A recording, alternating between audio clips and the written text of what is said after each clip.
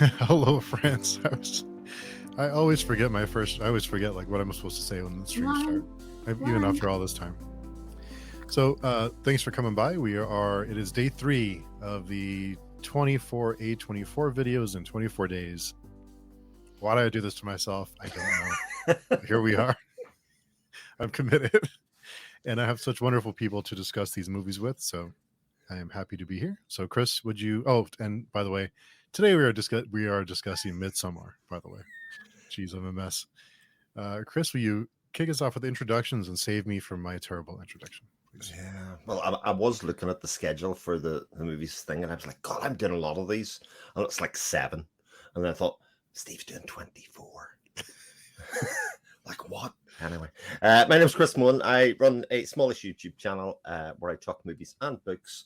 I occasionally appear on Steve's channel, and yeah, here we are talking about Midsommar. And Jane, my friend Jane. Hello. Thank you so much for inviting me, Steve. I am Lady Jane Books of Lady Jane Books. I run a booktube channel where I talk about kind of spooky, creepy books. I haven't uploaded in a while, but I'm just thankful that Steve constantly invites me to talk about movies.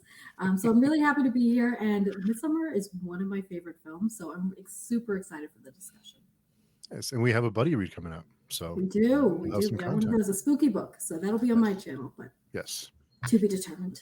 Yes, and I always have all these challenges that I'm doing, and Jane and Chris, thankfully, are two people that bail me out because I can't do it on my own. So, thanks to both of you. But yeah, so Midsommar is an interesting film. I think we can all agree on that. But yeah, so Chris, we talked a little bit before we went live, and you mentioned you may be the dissenting voice. So I'd like to hear what you think. Yeah, so Midsommar, I think, could be categorized, and I would categorize it as a really great movie. But I think some of the narrative choices that it takes kind of rob it from being in the really upper echelon, I think, of what I would call great horror movies or great genre movies that there are. I don't know if you really want me to go into detail into them now, but in general, I think it's...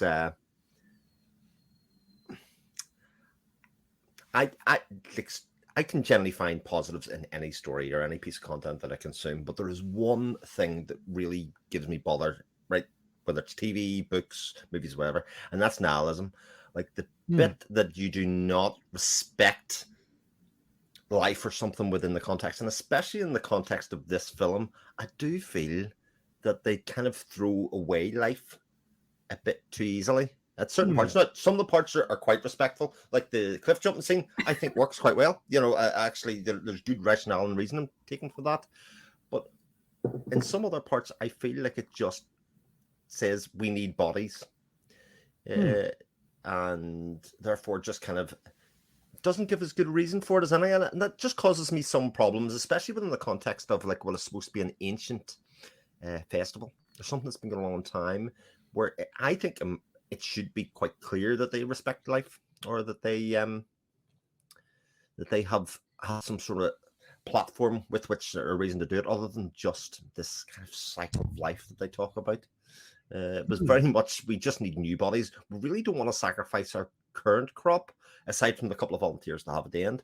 But we just need bodies. We don't really want to disrespect our clan. We want new bodies in here, and that's the best way to sacrifice life, which it just clashes a bit, I think, with what should be at the heart of the movie. And I think that's where my disconnect with some of it falls apart a little.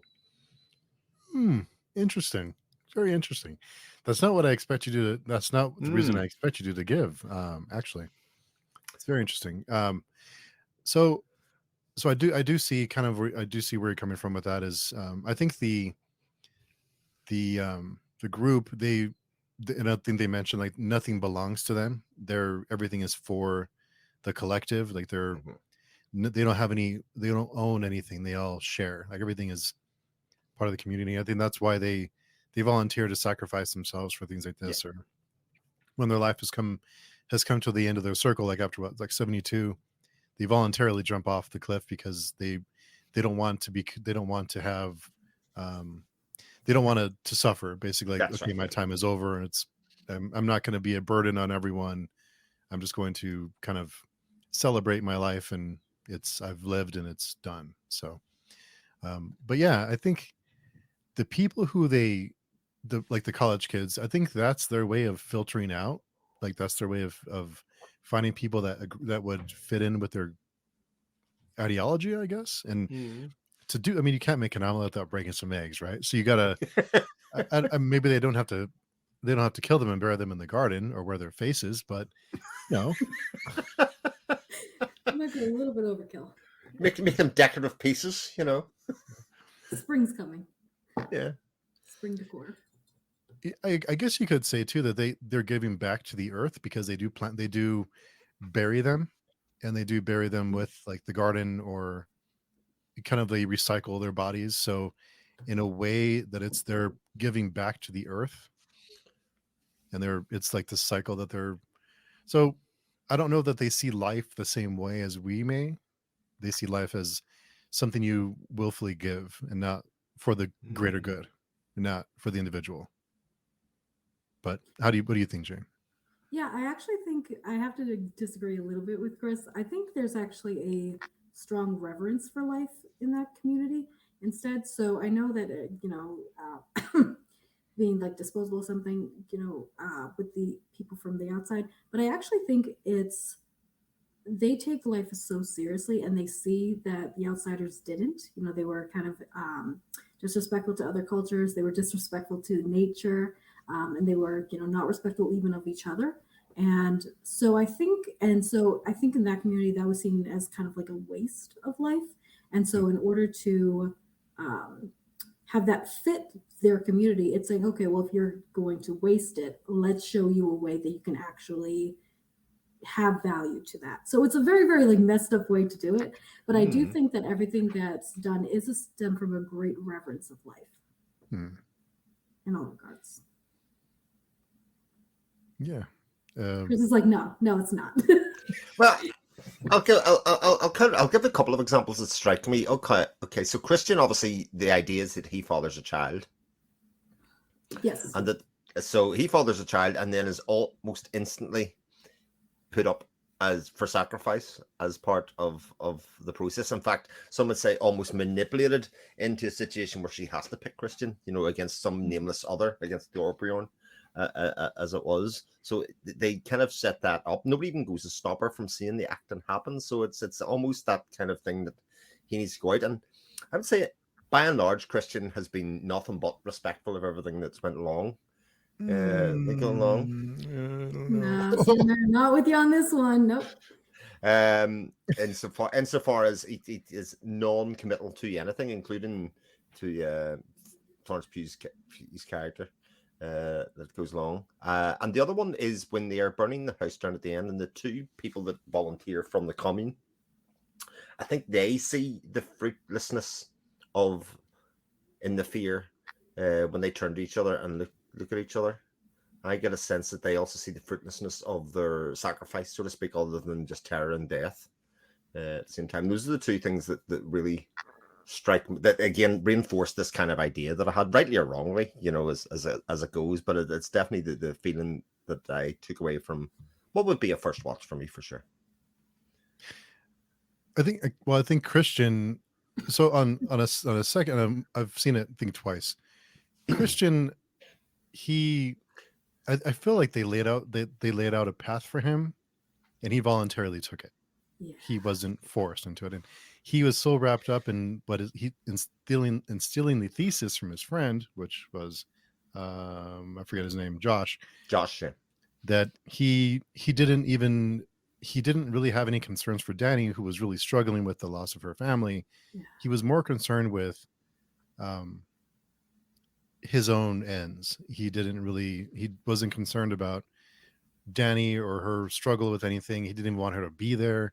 So I think he had his own interests were what his mind was wrapped around. So, and I do kind of see where they did drug him. So yeah, but so there are some. I mean, I feel like they nudged him in directions, but he ultimately made that decision. I think what's frustrating about Christian's character is that he doesn't really seem to care about anything. Even like himself, which is kind of weird, especially not Dani. I think when we see that Christian doesn't care about Dani. Really, it's just kind of his attitude towards life. Like, okay, I'm hanging on because I don't want to look bad breaking up with Dani while she's in this horrible thing. But at the same time, I'm stringing her along, which isn't great either. So I think what's really frustrating is that he just really doesn't have a direction. And I think that was particularly illustrated when he told Josh that he was doing his thesis on Harvard. He's like, well, I'm already here. So like, I know you've done the work for like months on end, but I'm going to do the work now and get credit. And I think that kind of solidified just his entire attitude of everything. So it was just kind of a crappy person all around. It was interesting because I look at Josh and Mark, especially the other people.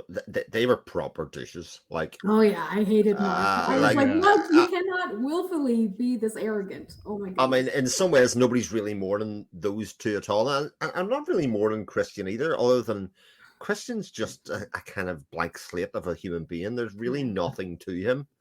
Even when he's in the bear suit at the end, the bear suit still doesn't give him anything. You know, he just kind of is like this dumb edifice that just is dressed up as a bear at the end, and it's just kind of sitting there burning. There's no reaction, there's no screaming, there's nothing to him. He's just an empty vessel. But all of those things you say are true, Steve, but those are things that we know as the audience, but not necessarily the commune. You know, we see the scene in the bar with the people, or maybe it was passed on by Pelle, I don't know. But those are things that we know, but not necessarily the commune. So that's what I'm saying. They ended up drugging him, essentially, to get him to do what he wanted to do. And then ended up in a situation where he was probably scarred for life anyway, regardless of. Maybe that's just why he gave it up at the end and went, oh, well, you know, once I've been through that experience, you know, I can't ever love again. I can't ever... I can't do nothing like that. So maybe that is true. And Josh mentions he got what was coming to him. He even tried to steal his friend's thesis idea. I think the drugs calmed him in that moment, though. Oh, yeah. Yeah. So, yeah, I can see a little bit of sympathy for Christian, because he was probably the least, like, the best of the worst from that whole group. The least awful. Yeah, the least awful. But I think he saw the commune as kind of a sideshow and didn't give it the respect it deserved, and he felt like it was like a circus, basically, or like something to not respect, but something to try and take advantage of instead of showing respect. But yeah, I mean, I can see a little, like, he did get nudged a little bit, but ultimately he made that. I mean, you know, and they did give him the okay. So this kind of ties into it, but when they first get to the commune, the love, what's it called? The love, the different steps of... Oh, the love spell? Love spell, yeah. So they did do the whole thing too, so... Yeah. That was, yeah, interesting. Dani's an interesting hero, though, don't you think? Given how tortured she is, you know? Is she a hero, though? Well, she's definitely the protagonist of the show, maybe rather than the hero. But she's the person that we're supposed to see the world through, if you know what I mean, or see the decision making process through. And whether that makes her the hero or not, I mean, like you probably say, is she the hero? Is definitely up for debate, because, you know, she did send her boyfriend to death. I mean, yeah, you know, her drugged boyfriend, you know. I think maybe she might have had a bit of sympathy for how messed up and how manipulated they'd all been over a period of 9 days or whatever it was. I'm going to say, this isn't just all quite as straightforward. What I see and what I experience isn't all... So you brought up 9 days. Something that I actually kind of struggled with, and maybe you guys can help me out with, is that at the very beginning, they call this like the Great Feast, if I remember. And they said something like it's 90 years since and it'll be 90 years for.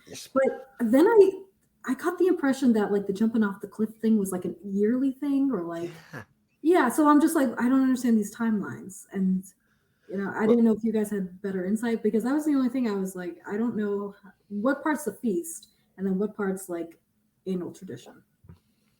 I don't know if you guys have any insight or not. But there's a couple of things. The inbreeding aspect as well, the other way they consciously inbreed. Again, that child isn't 90. It's not 50. It's not even 40. You know, so they consciously do that. I'd say about 20 something. You know, that child that was in there. So, like you say, the timelines don't really work out. Plus, the fact that everybody there would not have been around from the last one. If they Yeah. cut off at 72, or are they talking about life at 72, then 90 years or 80 years, whatever the number was, how did they carry on this tradition? Like, that seems difficult. Because it tipped me off when after the jumping off the cliff, I don't know the technical name, so I'm going to call it jumping off the cliff. So after the jumping off the cliff, the head lady says something like, "Oh, when it's my turn, I will be honored to do it." I'm like, but if you're doing this every 90 years, does that mean you're doing it every year? And if so, does that mean you need 9 people and 9 sacrifices? I'm just like, it doesn't make sense to me. So I don't know. But it could also be that because it's so irregular, a bit like Chinese whispers, what the intention of the celebration was 270 years ago may have morphed a little bit, and you know, that's where some of the twistedness comes into it, insofar as this is what was written down or passed down, or this is what the memory was, and this is what we do now, and it's kind of maybe just a bit, you know, just changed a little bit from what the original intention was to this what is now horrific letting of blood, if nothing else, you know. Yeah, I think the 90 year thing, I think that was the okay, so the dance thing that they do and Dani's left at the end, I think that is every 90 years. Okay. And the rest is probably yearly, because if they don't bring fresh meat in, then they would That doesn't make sense, because at the beginning Pelle has a picture of the last May Queen. Oh, that's true. Unless Pelle is like old as dirt, which is very possible too, because I have a theory on him. Oh, okay. What's your theory on Pelle? I have a theory that Pelle is actually, well, what do you guys think of Pelle first? You guys go ahead first. Like, do you think he's like just a main character, side character? What role do you think he plays? Like, so what do y'all Pelle think? is the call it the kid who was in school with them, right? Who was drawing the pictures. Yeah. He was drawing. The things he was drawing were almost like for things that were going to happen. So he was, and I kind of thought, because when Dani tells the group that she's actually going on the trip, he says something like, "I'm really glad you're going." Like it's almost like they planned the whole thing. Like this was all preordained. So yeah, I'm not quite sure about like what his role is, but they do congratulate him that he has, I forget what they say, like unclouded judgment, right? But also like a master manipulator. And it's this idea, like Mark was a douche, Josh was a douche, Kristen's an empty vessel, and Pelle, like what a group of four fellas. Like I know many groups of people, groups of fellas, you go, they're all deadbeats, you know, whatever. But this, like, Pelle manipulated them all to go for his own end, to kind of have Dani to himself. He could have just asked her in the bar. He could have let Kristen dump her in the bar and then swept it out. Like, it was easier ways to do it. So I actually have a theory that Pelle is actually an oracle. Oh. Yeah. So I know that they kind of threw it in that, you know, they didn't say that the oracle had to be an individual with disabilities, like the present oracle. They just said that he was the product of inbreeding. Yep. And he mentions his parents like a couple times. So I'm like, but and that they died in a fire. So it could be likely that they were sacrificed. But what tipped me off is that he's always drawing, and the only other character that we see drawing is the oracle, or creating art, or I don't know if they writes. I don't think so. But there's also writing on the back of the book that the oracle is using. So that means, and I don't suspect that. I don't know if the individual has a name. I'm just going to call him the oracle. So that means that the oracle could have the ability to write and draw in a different style, which Pelle does all the time. He also really zooms in on Dani very, very, almost obsessively, which is kind of funny. Like even in their first meeting, he has kind of that shine in his eye and this like really deep interest. And so it's kind of everything that he says is a little like tongue in cheek, like, oh, you know, you'll be able to meet a lot of women in at Harga or something like that. And we know that Christian does meet ladies at Harga. And so it's kind of, and if you look at everything that he says, there's always kind of like a double meaning or like a prophecy to it.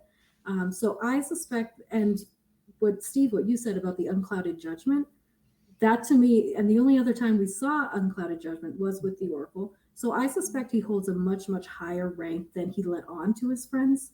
He also had a lot of pull with the elders, like a lot of like, so and that's you don't see that with a lot of people within the community.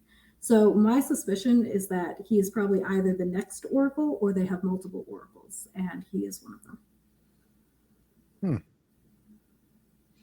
He is interesting insofar as he's set up as a counterpoint to Christian initially as being a much better fit for Dani, for sympathetic with the audience. Yeah. Even so far, I'd say about 2/3 he has that conversation with Dani about, well, have you ever felt hailed, or loved by Christian? And with the audience kind of go, well, obviously not, that's not a thing in this relationship. I also think I should point out about Christian and Dani.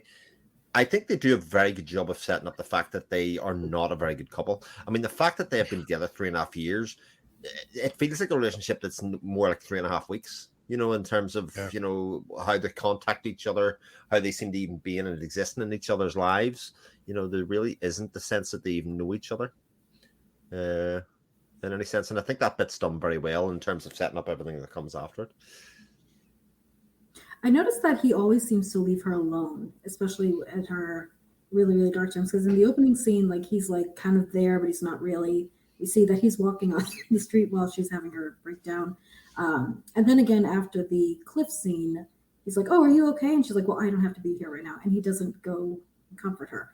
But the next time she has a breakdown, it's with that community and the community of ladies around him. So I think that's kind of like a shift to you're leaving Christian behind, but you found something else that has a lot more value. So I thought that was kind of an interesting way to do it.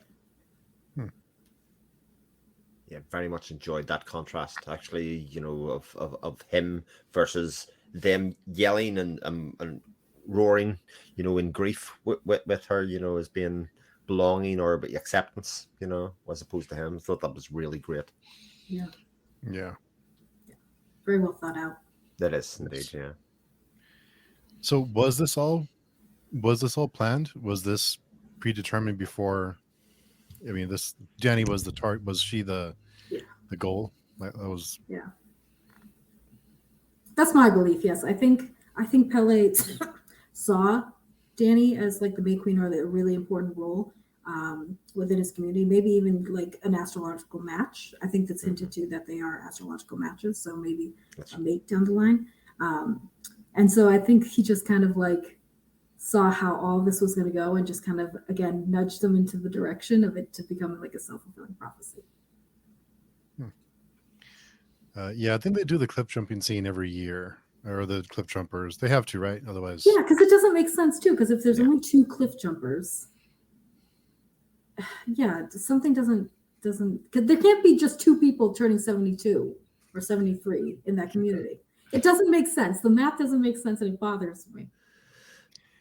And he is obviously the May King after the ending. And they also have to replace, but they have to replace. So I think part of it is for the people that jump, they have to produce more people, right? Which is where Christian comes in. Right, and they can't inbreed. Well, they can, but they do that strategically for the Oracle or for I forget the name.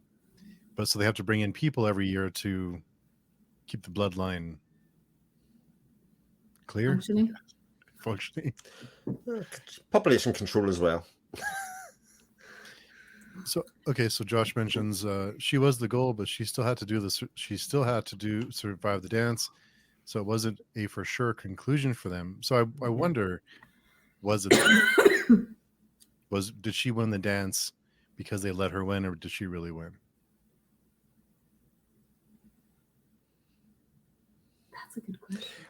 I mean, there is an awful lot of walking into each other as a way to get out of the dance. You get a bit dizzy in the walking into each other, and it's like musical chairs. You're out. Oh, sorry. And you'd be standing up going, no, I'm fine to continue on. I wonder if Pelle like picks the May Queen. Like whoever Pelle like picks that year would be it, because he has a picture of her. He's got all the pictures. So I'm wondering if there's like a connection there that he like saw her and was like, "Yep, that's the May Queen."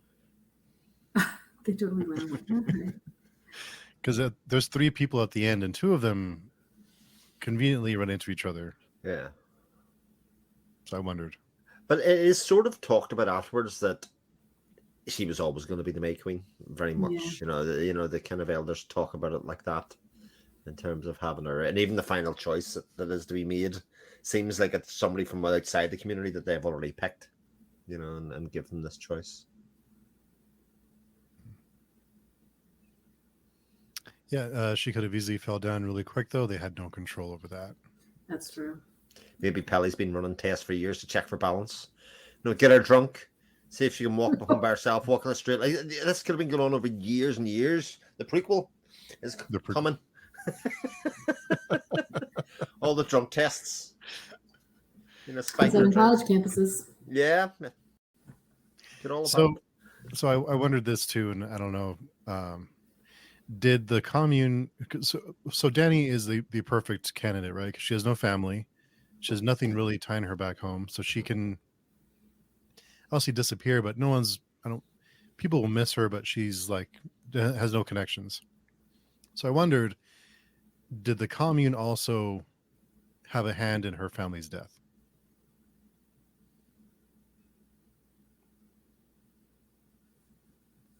How though? They could have staged a murder suicide. Could have been Pelle. I mean, because they'd already been talking about going to Sweden beforehand. When they said that they had discussed going to Sweden, that they were all talking about going. So obviously that was part of a plan. That they would probably not make it home. I do wonder about the fact that nobody would miss Christian, Mark, or Josh, from their family and ask questions or do anything like that going forward. It seems a bit sus. Well, so they do fly into the country, but they have a 4-hour drive to this undisclosed location. So who's going to find them, really? Somebody. I mean, if that happened to me, somebody's coming looking for me, Steve. Because surely it's probably you. But I go looking for you. Yeah. It's a great bike ride. Like, if nothing else, it's a really great bike ride. I'm sold. Let's go.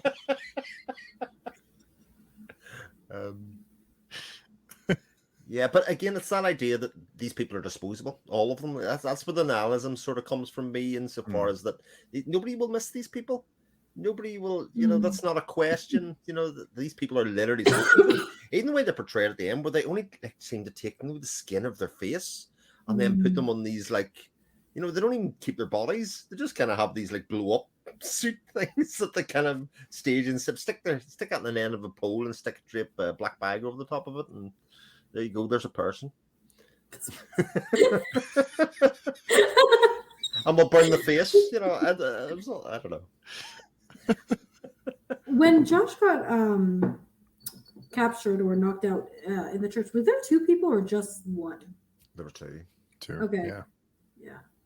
Because it was Mark, obviously, in his. It might have been just Mark's face on somebody else. Let's be honest. I thought it was Mark's face on the oracle. Yeah.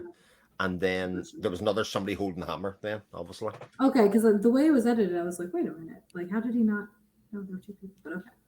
But the question that I had about that was the book really stolen then? Or was that just a ruse to get them then to split up then the next day? No, I suspect not. Because I think they knew that if the 2 people had gone missing, they would have been like, hey, where are these people? And so it's kind of like a setup they took the book and left. So, and they knew that, there was this conflict between the 2 gentlemen about who's going to get the pieces first. So, then you're not really even going to ask about it. Yeah.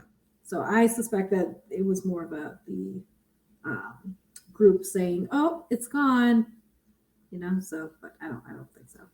Yeah. And Josh mentions, I think there could be a great sequel in about 10 or 20 with her grown up as the leader of the cult. I would take that over another Marvel movie. Yeah. It is an interesting setup for your future wife, though, isn't it, from Pelle?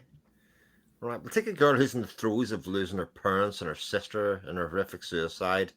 Then we're going to take her away to Sweden with a group of people that you're friendly with. We're going to murder them all, stick their faces on a pole with a black bag. We're going to make her choose between her boyfriend and some unknown person. And then she will be my wife. Oh my God, that's the best thing I've heard in a long time. That's so good. I mean, you're looking for a certain type of woman there, right? How I Met Your Mother? Yes.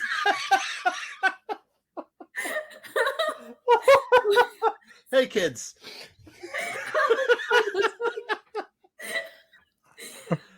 Christian men are at a bar. Oh, Oh, God.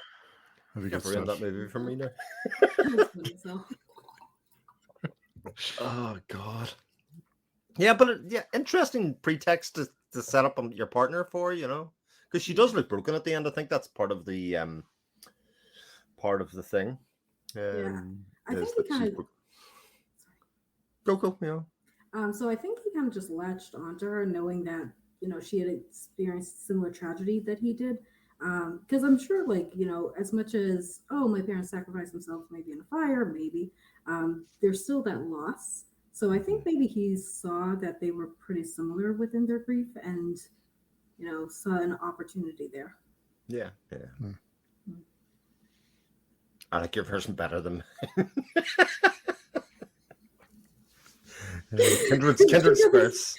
Check out these tree people. Spring decor from Arga coming to the market. Oh, God. You know when they're sitting around, Thanksgiving, Christmas dinner in 20 years' time.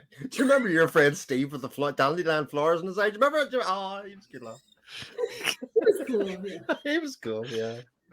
Remember that time you had the pie with the pubes? All that stuff's great. If you buy special, I've created for 99 cents you get a free Crystal Light special. Sorry. Oh, dear. Oh my God, that's funny. Yeah, that was gross as heck. But Yeah. what I really liked about this is that Steve knows this, but I love foreshadowing. And there is literally no more blatant foreshadowing than in this film with all of the art and all of the tapestries. I think it's really cool the way they weaved into that, because exactly what's going to happen from the very beginning. Yet it's still a surprise, which is kind of cool. So I love that they did that way.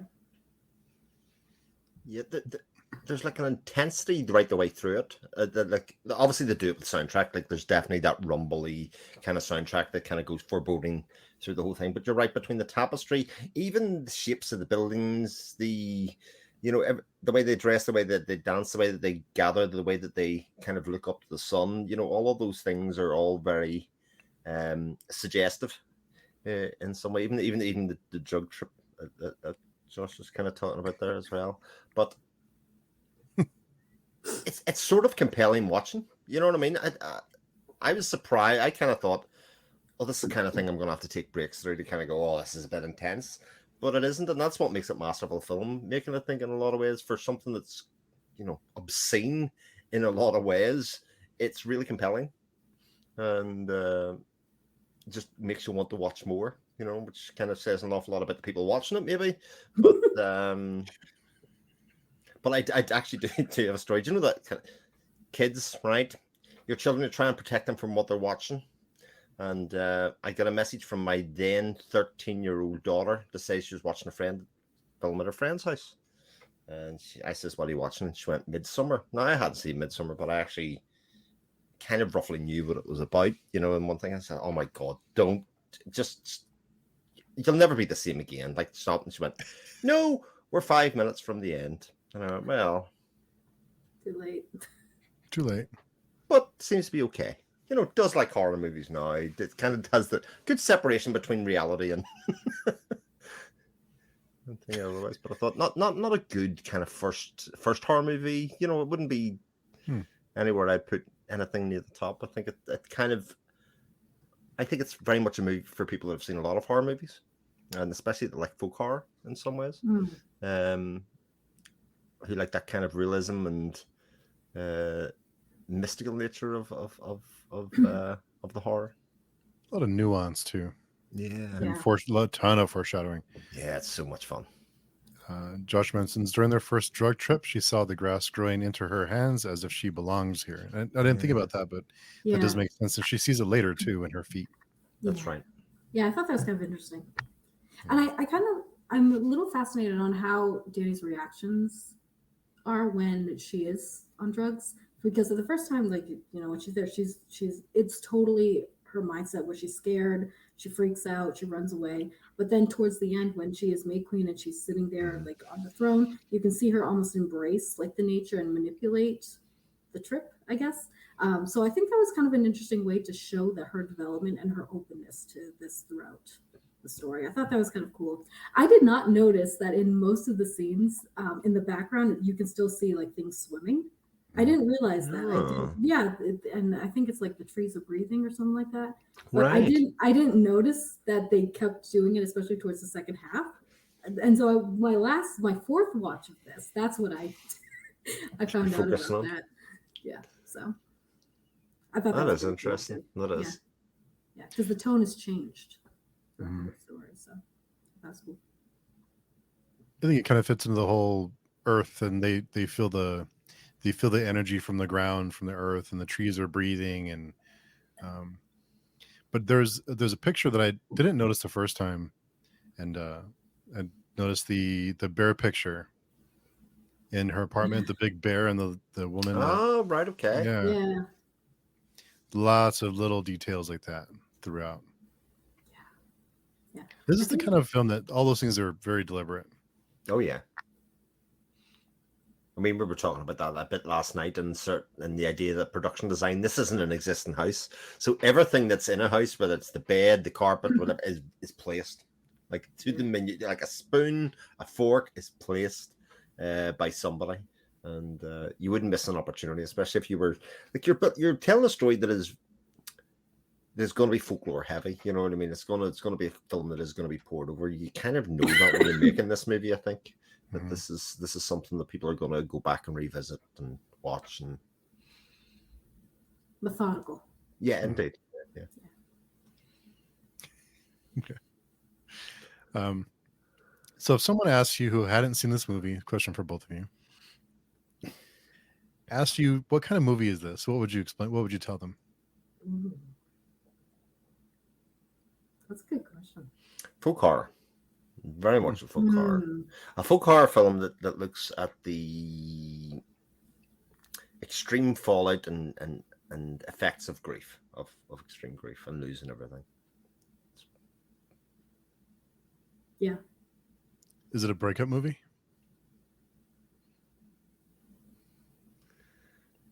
I don't really think it is, because I think if anything, it's more of a courtship movie between Pelle and Dani. So it's a rom-com.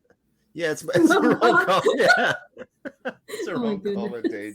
Because there is no real relationship to break up. You know, I mean, Christian and Dani, although I think he puts his arm around her once in the film. You know, I think that's pretty much it. There is no real relationship to go on, but I like the stages of grief horror. Like, I think that's a nice description as well. Yeah, I think there's also like a way. I think there's a way to interpret it also as like freeing yourself from a really toxic relationship and the stages you go through with that. Not just grief as in death and loss, but also grief about, you know, leaving a really codependent relationship and then finding your own freedom through that. So I think that'd be interesting interpretation as well. What a way to do it. It could be argued, though, that her situation at the end of the movie is better than it was after 10 minutes in. So, I mean, there's definitely a thing to be said for it. So I kind of see this like as a of course but maybe type of story. So like, of course it's horrible that people jump off the cliffs. Of course. But maybe there's something to this gift of life type of thing. Of course, Dani like is heartbroken and she's like drugged out of her mind, and this is probably the worst place for her to be. But maybe she's actually happier than with Christian. So, you know, I thought that throughout this whole thing, that this is like of course we have to like think about things this way, but maybe if we consider the opposite, it's even better. So, yeah. And Josh was really actually really happy for her at the end. Yeah. I think that's the only time she smiles. Yeah. Is the end, right? I don't think she smiles. When she's dancing, she does. She's very much. But I think that those two things are sort of linked. Yeah. I sort of have been happy. Yeah, I would be sort of happy for her to jump into the fire at the end as well. I mean, at a certain point, I was like, yeah, I mean, everybody else is away. You know, everybody else is burned up. You may as well. Let me go that far, Chris. I I don't get don't that know. far. Well, I thought you didn't like nihilism. What's going on? And for a penny and for a pound. If nobody else cares, why should you? Yeah, I don't know. I was ambivalent. I was ambivalent towards her character at the end, especially after the choice, and her outcome. I think it's a better film that smile, the way it's handled, the smile, and the you can see meaning in it, because it kind of does go against some of my earlier points in that way, in that all of that loss of life and that those choices and all that kind of thing did have an effect and did come out in something. But if it had been the opposite, then I was fine with that as well. She found her people. That is our goal in life. Yeah. Just wait till she's 73. Yeah, but she'll have a good life. People then. Yeah, I'll say that's not a wholly original idea. Actually, there's plenty of cultures, but also films that look at that, like the Ballad of Narayama, which has been made a couple of times, has that as a central thing, that the people at a certain age are discarded from society. So rather than kind of suffer and die, that you at a predetermined time, and in that case it's 80 years of age, you will go walk up a mountain and ascend to the gods, essentially, by walking up the mountain. Great movie. Both versions of that are absolutely brilliant. But it's a similar-ish idea. I actually really like the cliff jumping scene. I think the cliff jumping scene, while being obviously quite shocking, but I also think it sort of fits with the theme and the feeling of the movie.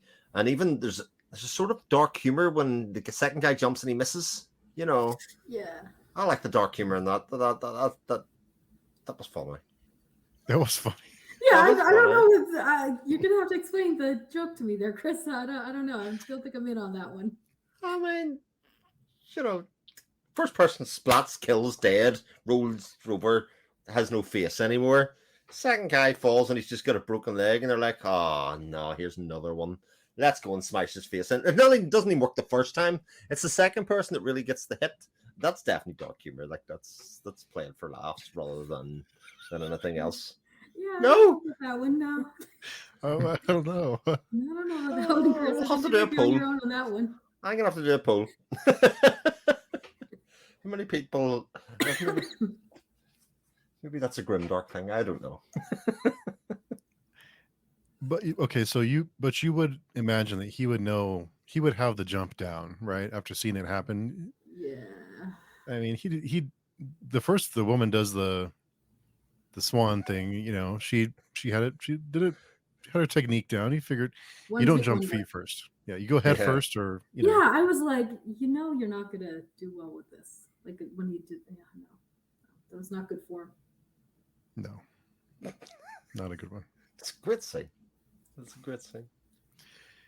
Anything close to joy she showed was with the commune members. Like when they showed her how to make pies too, she seemed happy. Well, they brought her into the fold, right?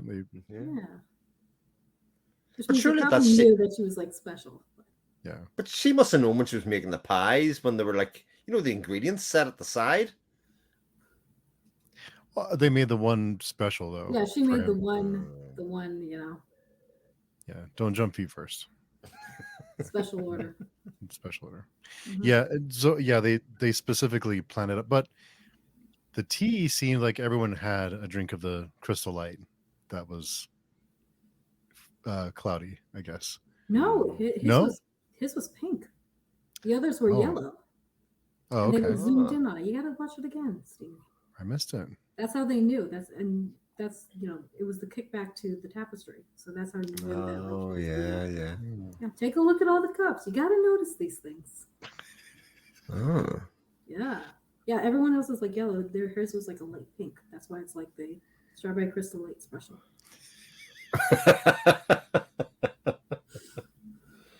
Oh, dear. It's almost like a hip-hop video at that stage. The orange to these people and the strawberry to this person. Yeah, that's right. Maybe they picked him because he was colorblind. Could have been a possibility. Don't know if I see. That's why I didn't notice. I think so. One thing I hear people say about this film too is that one of the complaints is that a lot of these scenes take a long time to kind of happen. That they're really slow.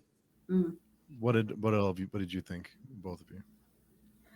I personally think that kind of it gave the feeling of what this community does, because they have a very slow living type of life. Everybody has their job, if they want to meditate on the field, they'll do that. Just it's very not rushed. It's very quiet, day by day. Take your time.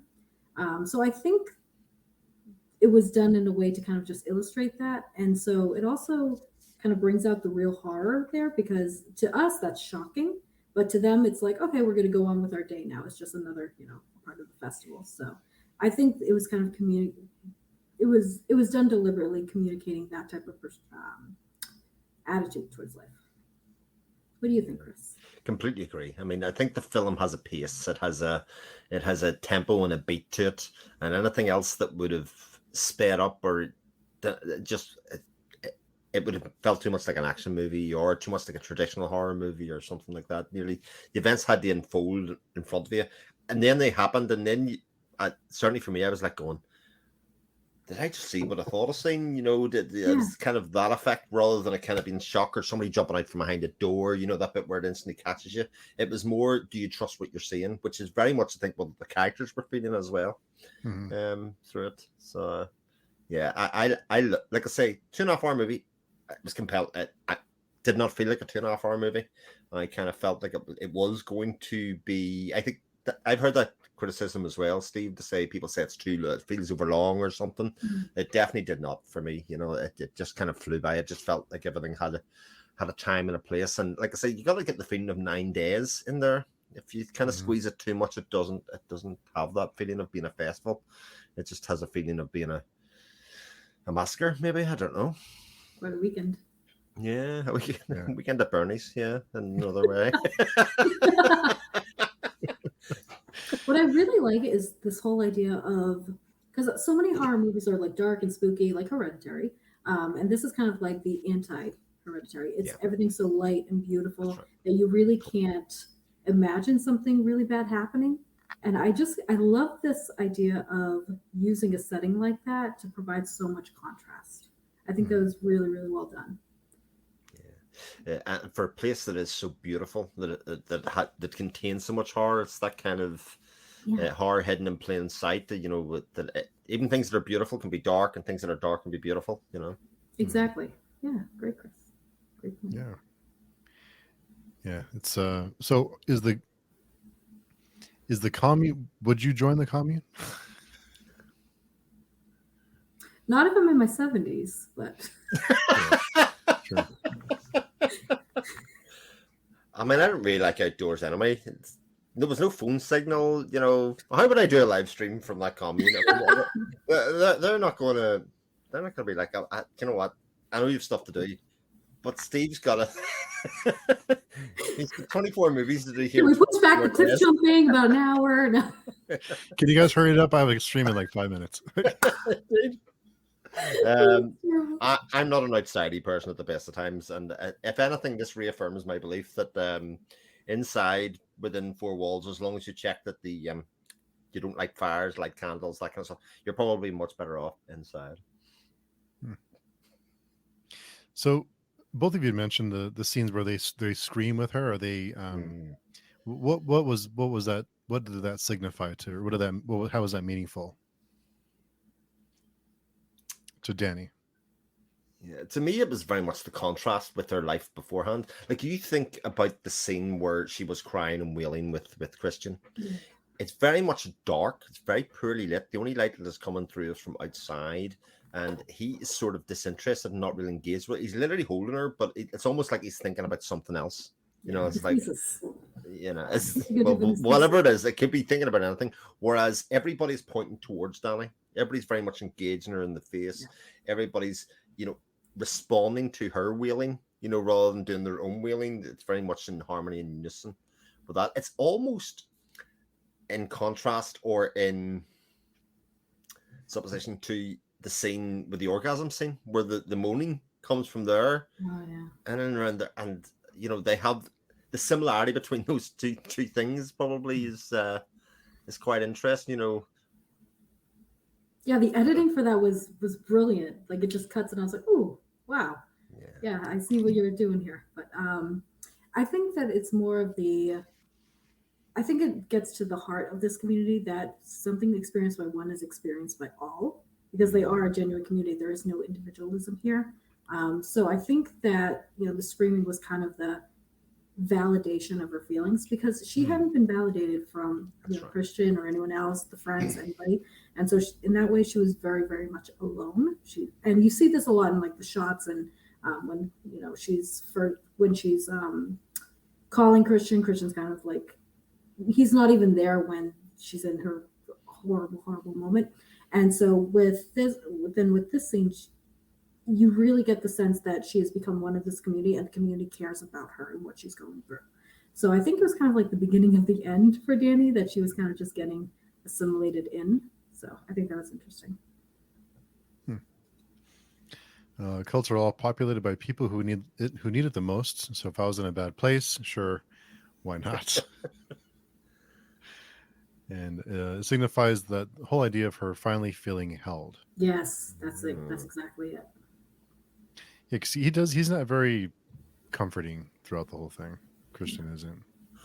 No, he's a horrible boyfriend. Oh my god. He's yeah. Do you think it's a coincidence that his name is Christian, given that this is very much a pagan festival?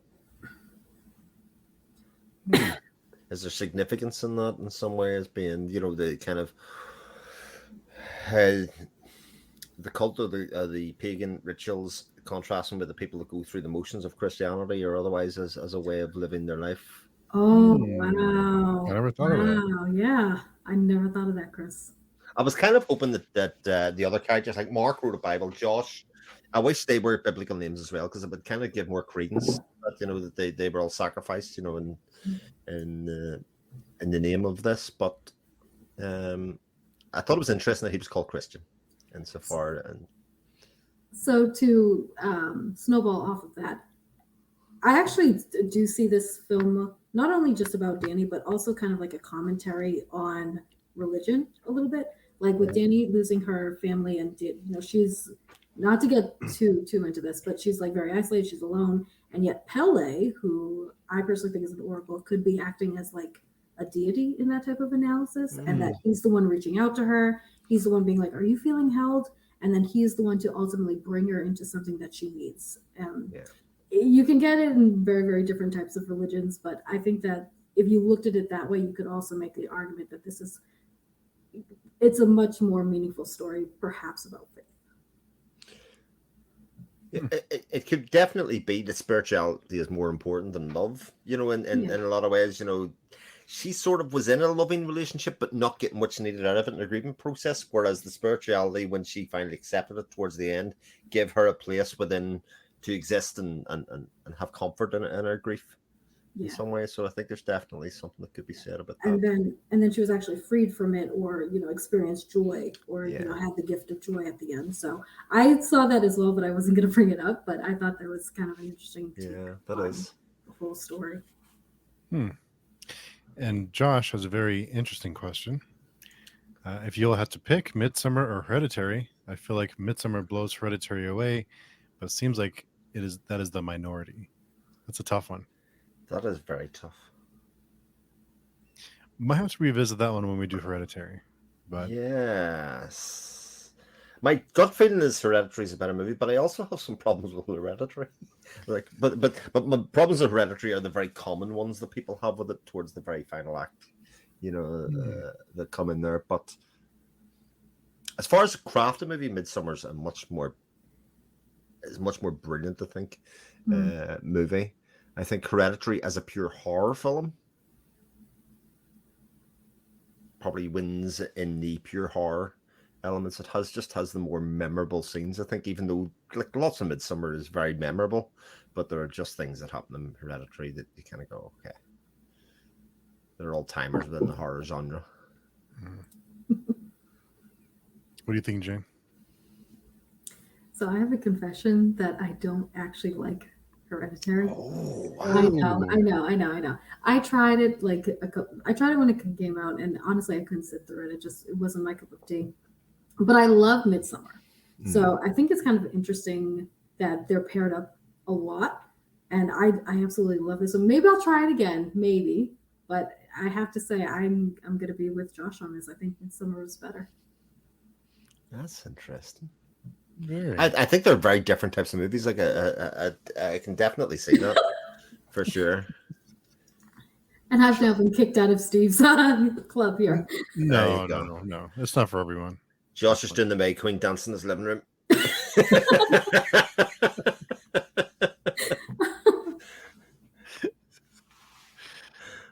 Yeah, it's the cinematography though from Midsommar is Oh, spectacular.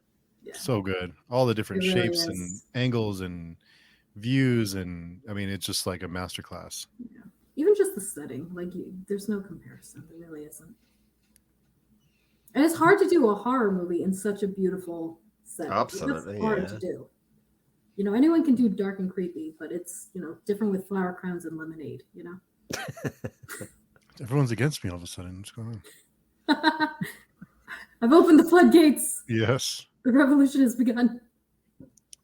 Josh, the music as well, really one of the best soundtracks to complement the tension. Yeah. I think one of the things that really goes in Hereditary's favor for a lot of people is the fact that it broke the mold of what we were getting at the time from modern horror movies. And I think it's time in a release when people seen that. It was very much a rebirth of a different type of horror movie. So that people could latch on and go, oh no, this isn't just torture porn. This isn't one of those. It is shocking in places, but there's gravitas to it in some ways that people could latch on in terms of character and story and intent what's doing. And I think people were more prepared for more of the same from Midsommar and didn't quite get it the same way, but has this, again, very crafted nature of telling a different type of horror. Toni Collette was in Hereditary, She was. right? Yeah. Okay, and I also think, for her, I don't think she had been in a horror movie before that. So I think, and she's a stellar actress. She really is. So I do understand, the appeal of that and her acting and her performance, but that was really the only reason I watched. That's cool. It just occurred to me as we were talking, and I don't want to spoil Hereditary. I don't think it's a spoiler to say that there is a cult angle to both. I didn't think about that until now. I hadn't thought about this being a cult movie, which seems ridiculous until Josh mentioned it. It totally is. This is a cult, but because it's wrapped up in like a religion or a tradition or something that is not invented or doesn't feel invented, I just didn't associate it necessarily with the cult. But certainly at this stage, yes. I mean, Dani's outfit at the end is about as cult as it gets. How cool is that? So, did that outfit have any significance for her and her character? Because it looked almost like a snail. What? Like the big, her outfit at the end, the big. Oh, I see what you're saying. Gown, Okay. the big, it looked like almost like a slug or a snail. I don't know if there's a significance to it, or if it's just a cool outfit.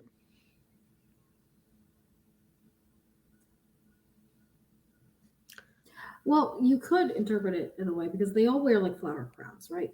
They all have flowers. So, and she has every flower known to man on the outfit. So she's kind of the embodiment of all of them and the spirit of all of them. So, I mean, that's what I would come up with, but I'm, coming up with that in the last 5 seconds.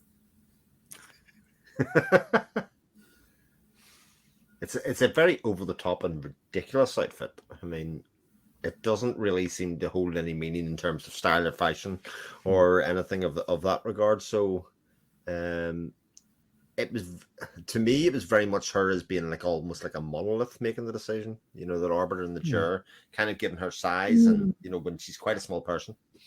So it kind of gives her girth, height, whatever way you want to do it, as being making the ultimate choice.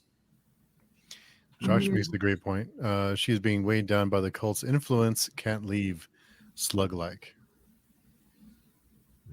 Yeah, that's smart because I didn't think about that. Wow.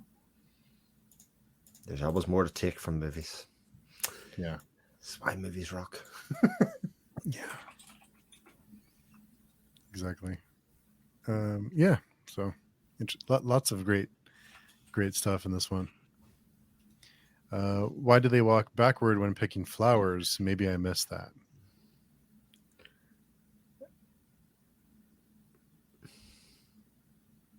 You can think about it in like two ways. The first way is that, I think with this whole culture is that you're seeing what's in the present moment and what you're doing now rather than looking forward to the future. Because when you're looking forward to the future, you're very individualistic versus what's here and what's now. So you could argue that, by them walking backwards picking flowers, they're only focused on that one flower or that one moment in time. You could also, I do think it also served as a way for Mark to be a complete jerk and kind of show the arrogance of somebody from outside of the culture. Because I think he said something like, they should tell them that they're walking like dumb or something like that. And I'm just like, you're the guest here, okay? You don't have like a right to talk about what is silly or not in somebody else's culture. It bothered me so bad when Mark said that. So I think that kind of gave an opportunity to show Mark's character, because Dani does. Christian asks Dani like, "Oh, did you walk backwards too?" And she's like, "Yeah, I did." And so it kind of shows that she was really open to the way of life there as well, and having respect for a new culture that she was learning about, versus the rest of them who didn't and who had so much arrogance about them. And then that kind of like foreshadows like all of their fates. So I think that if I was to do an analysis, that would be my interpretation of it. Yeah, it's almost like a conformity or obedience test and respect for tradition. Why do it? Because everybody else is doing this the way that it's done. Yeah. And you see whether somebody will go against that or they will respect that that's what it is. Yeah. I couldn't believe Mark did that to the tree. I was so mad. The dead tree. Yeah. Oh yeah. Yeah. He's the one that you root for, like they're all like, you root for them all to die, but he was the one that you're like, I really hope he gets it. Like he's like the worst. He's the worst. Yeah. Yes, yeah. Yeah. He has no redeeming qualities whatsoever. No. I did think it was funny that he talks when they're in like the bars or they're eating dinner and he's like, "Oh, you'd be getting her pregnant right now." And he's like this, he's like this ladies' man, but when he gets a smile and a nod from someone, he panics. Yeah. I'll talk over there, Mark. Yeah. So he freaks out. Yeah. And I think also the attitude after the tree thing where he's like, well, it was a dead tree. I didn't know. It showed so much arrogance that he couldn't even be apologetic about something that he really offended a whole group of people about. Yeah. So I don't think he was long for that place. No. They wore his face. It's kind of neat. It's interesting looking at some of the IMDb trivia. When this was shown in Sweden sees this as a black comedy. Yeah. Yeah. That's an IMDb, right? Yeah, I did see that. And when you mentioned that, Chris, about being like a comedic scene, I thought back to that. Yeah. They were laughing through the movie. Yeah. That is interesting. Maybe it was a comedic thing.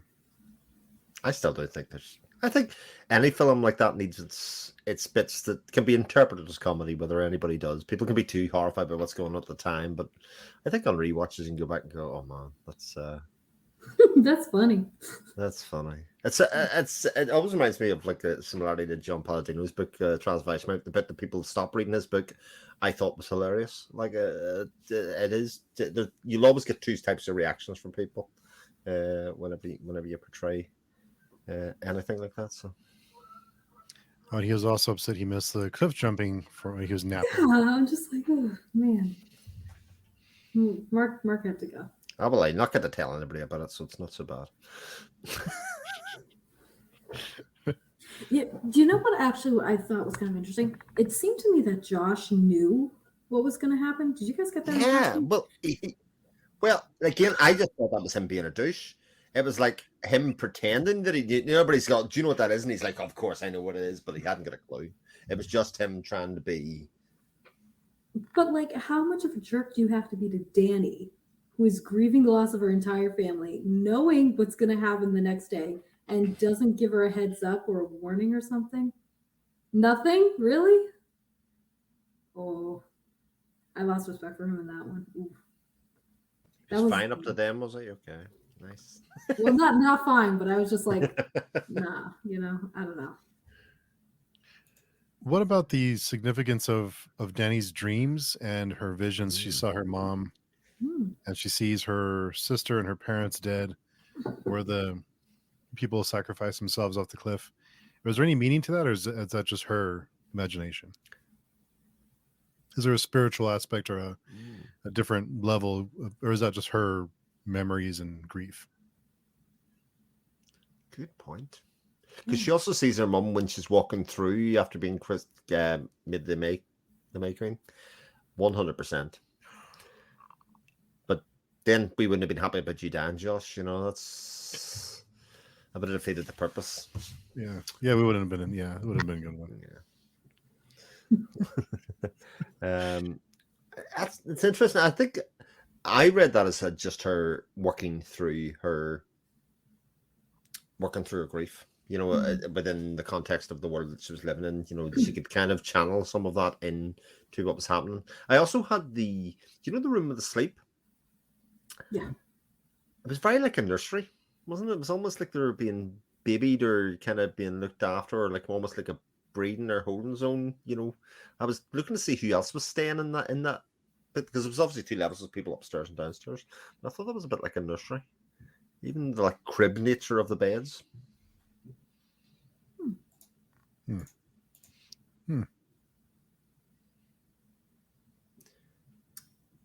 I thought it was interesting that all of the art was so symbolic and so foreshadowing, even in like,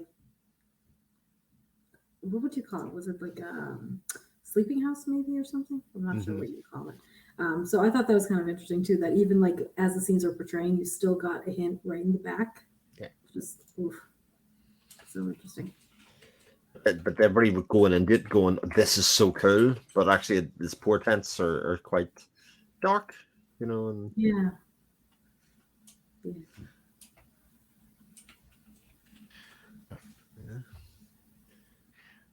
So anything else you guys think of? There's a lot, so I don't want to miss anything. But no, Jane has her notes. Oh, she has. I have all my 4 pages. I'm just making sure, guys. No, my big thing was the timeline, because I'm like, is there like a time warp or something going on here? But I don't think so. Huh. Yeah. You mean at the commune, like if time moves differently? Like yeah. Because what if Pelle is actually older than we think? Could be. Yeah. So I'm wondering. Dirty old man. Yeah. Definitely fit. Yeah. So I'm just wondering, or maybe that's just all the drugs. Too much tea. Could be. Crystal Light. Could be. But yeah, but a fascinating movie, like generally. So yeah, it is a beautiful film. Yeah, very much so. And that would explain the 90-year thing. Oh, so maybe you're onto something. I didn't think about that. Maybe. That's a good point, Brandy. Huh. I didn't think about that.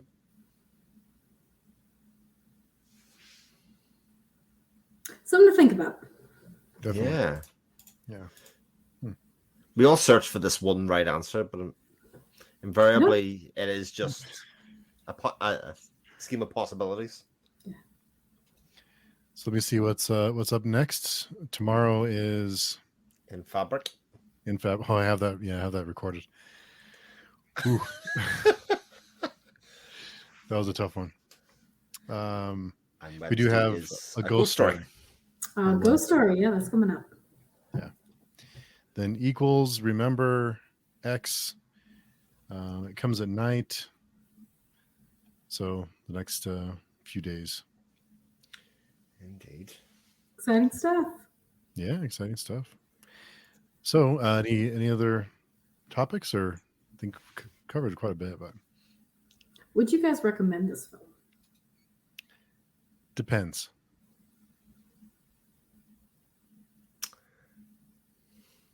Yes, I would recommend it. I would recommend it. I think to most people, my wife would never watch it. Would never watch it. No. And she wouldn't be asking me about it in the first place. But if somebody's coming to ask you, knowing that Midsommar has a reputation for being a horror movie, is it a horror movie I should watch? The answer is absolutely yes. You know, it does enough different and will be enough interesting. You will have a reaction to it one way or the other, regardless of whether you really love it or really hate. You'll not be walking away going, "Oh, that was a bit boring. You know, that was a waste of 2.5 hours of my life." And you'll have a strong reaction one way or the other. I would say yes. I think it's one of those ones that makes you think and makes you think in a very different ways. You know what I mean? So I would, yes, you have your shock factor and you have your ick factor, but yeah, I think once you get past those, it is worthwhile for a watch. I think it would depend for me on if someone who enjoys like mainstream. I don't hate to say it like this, but I sound like a snob, but like mainstream horror, like slashers. If that's all, I mean, you can like both, and you can be a fan of horror in general, you know. But if they gravitate towards like slashers and that's what they really enjoy, and they don't like other types of horror, then this may not be for them. Because it's kind of like if you enjoy superhero movies, would you enjoy another type of, you know, like a drama? I don't know. Yeah. It's so not that there's anything wrong with that, but you know, just what people enjoy. It's, you know, and it's fine if you don't enjoy it, then you don't. So no judgment. But I think it's definitely a movie that makes you think, and you have to pay attention to, and engage with, and some people just aren't into that kind of thing. They just want to be entertained and give me some popcorn and a big sugar soda and leave me alone for 2 hours. So Crystal Light. Some Crystal Light, some strawberry Crystal Light, and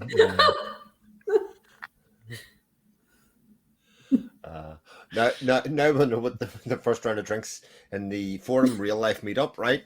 I mean, everybody, I'll get the first round, and then you give some people one thing and some people another one, and just see who recognizes the danger. I don't know. If we all get like muffins or something, then you have to take it apart, make sure it's safe. Don't take a bite. And if you find a her, just don't eat it. You're the one. You're the one. You're the chosen one. That was one of my favorite bits. Do you think that was her poops? It says, yeah, that's probably right. That's definitely a thing. It was very calm acceptance of, oh god, is she at that again? Yeah, right. And she's like, yeah, that's possible. And it's like, all right. Josh, I disagree. If you don't enjoy this movie, that ends the story of me and you. Oh. I'm in the cult. Full stop. Real spoiler. Drawing the line. Drawing the line. Yes. Spoiler alert. Don't go on a trip with Josh. You may not come back. So good. Yeah.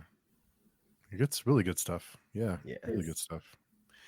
Lots of laughs too. Indeed. So before we go, Chris, where can people find you and your channel? So my name is just my channel. You can find me on the Patreon forums. You can find me on Twitter at 7 o'clock shadow. Speaking of Twitter, it's a shit show today, isn't it? God, it's not good. I got on for like 20 seconds and it's like, wow, this is bad. To post a link and it's like, wow, this is a mess. But it seems to be, I've seen an exodus today. Actually, people shutting down accounts and things, just going, I just don't want to have to manage it. It's not actually really a reaction to everything. It's just like, this feels, work. Yeah. Sorry, couldn't help it. So Jane, what about you? Where can people find you in your BookTube channel? Yep. So I am Lady Jane Books on YouTube. Again, I haven't uploaded in a while, but hopefully that will change. I will also be doing some more of these discussions with Steve for his project, so I'm very excited to continue on with our discussions. And I'm also on Twitter and Instagram as well as Lady Jane Books. Nice. Awesome. Everyone go check it out. if you are on Twitter or Instagram, or of course on YouTube as well. So thanks again to both of you, and thanks to everyone in the chat. It's always good. Yeah. It's always a good time when people interact with us, and lots of great topics to discuss. This is the type of movie you can talk about for a very long time and dissect. And I mean, we could spend hours with screenshots and dissecting scenes and angles and music. I was surprised you didn't. I was just like, oh, I was like waiting for the PowerPoint there, Steve. I am a little nervous because we did the whole we did the everything everywhere all at once, and I got a copyright strike, like a real like copyright strike, and I don't even know what I did. It was like we were just talking, so I'm a little it expires in 8 days, so I'll take some more chances in 8 days. But when you get 3 strikes and your channel is like gone, you don't want to risk it. Don't want to risk it. So I'm a little gun shy about that. So better be safe. Yeah. Are you trying to get rid of me, Jane? What's going on? Never, Steve. Never. Yeah. Oh, the channel's gone. Oh. No, otherwise I wouldn't be on BookTube, Steve. Let's be honest. I just appear here when summoned. That's it. That's true. That's very true. But thanks everyone, and we will see you on Wednesday at what time? Same time, 6 Eastern, I think. Same time for a ghost story. So we will see you then. Until then, have a great rest of your day. Take care.